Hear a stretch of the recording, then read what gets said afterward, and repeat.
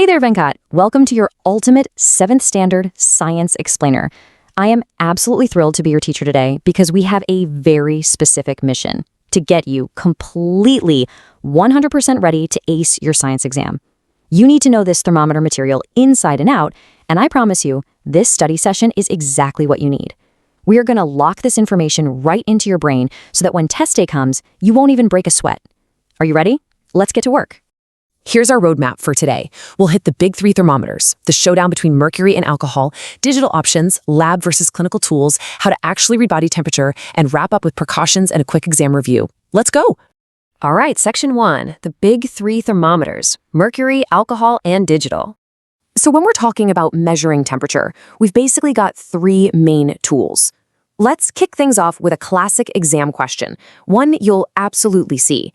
In 1714, Gabriel Fahrenheit invented the first mercury thermometer. I want you to highlight that in your mind right now. Gabriel Fahrenheit, 1714. If your test asks who pioneered the mercury thermometer, boom, you've got the exact answer ready to go. Moving on to section 2, mercury versus alcohol, the exam showdown. This is huge, Venkat. This is one of the most heavily tested topics in your entire syllabus. Why do we even use mercury? Well, it creates that distinct silvery gray line that's really easy to see. It doesn't stick to the glass, which is great, and it expands super uniformly over a big range of temperatures. But alcohol thermometers, they have some major perks too. They use a red line, they're way cheaper, and honestly, this is the big one, they're much less harmful than toxic mercury. Now here is the exact data you've got to memorize. Mercury stays in a liquid state for a huge range of temperatures. We're talking melting way down at negative 38.87 degrees Celsius and boiling way up at 356.58 degrees. So it absolutely wins for high heat. But alcohol? Alcohol is the heavyweight champion for extreme cold. It can measure temperatures all the way down to negative 115 degrees Celsius. But wait, there is a massive catch with alcohol. 78 degrees Celsius. That's its maximum limit. Think about what that actually means for a second, Vinka. Water boils at 100 degrees Celsius, right? So an alcohol thermometer can literally never be used to measure boiling water. Jot that down in your notes. Teachers love to try and trick you with that exact question. All right, section 3. Digital and thermistors, the modern approach. These days, digital thermometers are incredibly popular, especially for checking body temperature, because they completely ditch the toxic mercury. But if there's no mercury, how do they even work? Well, the secret ingredient is a tiny component called a thermistor. It's so cool. The electrical current passing through this thermistor actually changes directly on its temperature. Another little device inside measures that specific current and zaps the info over to a liquid crystal display, or LCD, giving you those easy-to-read digits. It's pure modern science in action. Next up, section 4. Lab versus clinical thermometers. You really need to know the difference here. Confusing these two is such a common mistake on exams, so let's lock this down right now. A laboratory thermometer is basically a thin glass tube sealed at one end, bulb at the other, filled with either mercury or alcohol. You read the tip of the silvery gray or red line, and always remember to write down your unit, Celsius or Fahrenheit. But the real key is the range. A lab thermometer measures a huge spread from negative 10 degrees all the way to 110 degrees Celsius. On the flip side, a clinical thermometer, which is usually mercury, is built for one very specific job, checking human body temperature. And because it's specifically for us humans, it has some unique features. Normal human body temperature sits exactly at 98.4 or 98.6 degrees Fahrenheit. If you pick up a clinical mercury thermometer, there's an actual little arrow marking that exact spot. Commit those numbers to memory, Venkat. Now here is a guaranteed vocabulary word for your test, the kink. It's also called a constriction. It's this brilliant little bend in the tube, right near the bulb of a clinical thermometer. This kink makes sure the mercury doesn't suddenly contract and flow right back into the bulb before you've even had a chance to read the temperature. It literally holds the reading steady for you. Genius, right? Okay, section 5, reading body temperature, a step-by-step guide. So we know the tool, but how do we practically use it? There's a precise scientific procedure for this. Step 1, give the thermometer a few good shakes. That forces the mercury, the silvery line, to drop below the normal body temperature mark.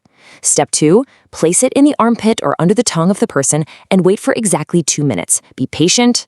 Step 3, Take it out and read where the silver line ends. And here's the absolute pro tip for your exam. You must keep the thermometer exactly at your eye level to get an accurate reading. Almost done. Section 6, Precautions and Exam Review. We are in the home stretch, Vincott. Now, science isn't just about knowing facts. It's about safety. You have to follow strict rules with mercury clinical thermometers. First, wash it really well and dip it in an antiseptic liquid before and after you use it. Second, whatever you do, do not hold it by the bulb while handling it. And finally, just use extreme care. They break super easily, and remember, mercury is a highly toxic substance. That toxicity is exactly why these handling protocols have to be so incredibly strict. All right, quiz time. I'm going to act like a game show host here. Shout the answer out loud for me. Fill in the blank. We measure temperature with an instrument called a Celsius or a thermometer. Come on, you got this. Yep, it's a thermometer. Celsius is the unit, but the thermometer is the actual instrument. Question 2. Let's see if you remember what we just covered. Fill in the blank. A clinical thermometer is used to measure human body or room temperature.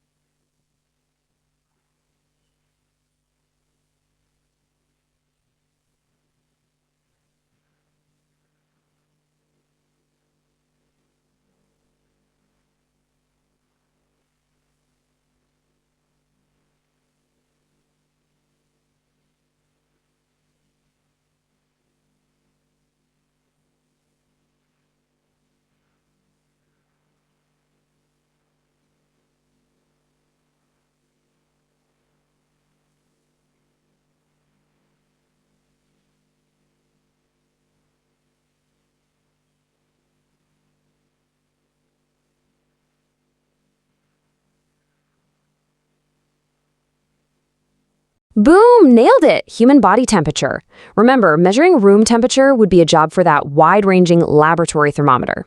You totally own this concept now. Venkat, you have done a fantastic job today, but I want to leave you with one final kind of provocative thought straight from your textbook to keep you curious. The temperature of a body is closely related to a physical quantity called heat, or heat energy. But what exactly is this heat energy? How does it flow? How does it change things around us? Well, that is exactly what we are going to dive into in our next study session. You are going to completely crush this exam. And hey, make sure you tell all your friends in the 7th standard to tune into these explainers so they can master the science syllabus right alongside you. Until next time, keep studying hard and stay curious.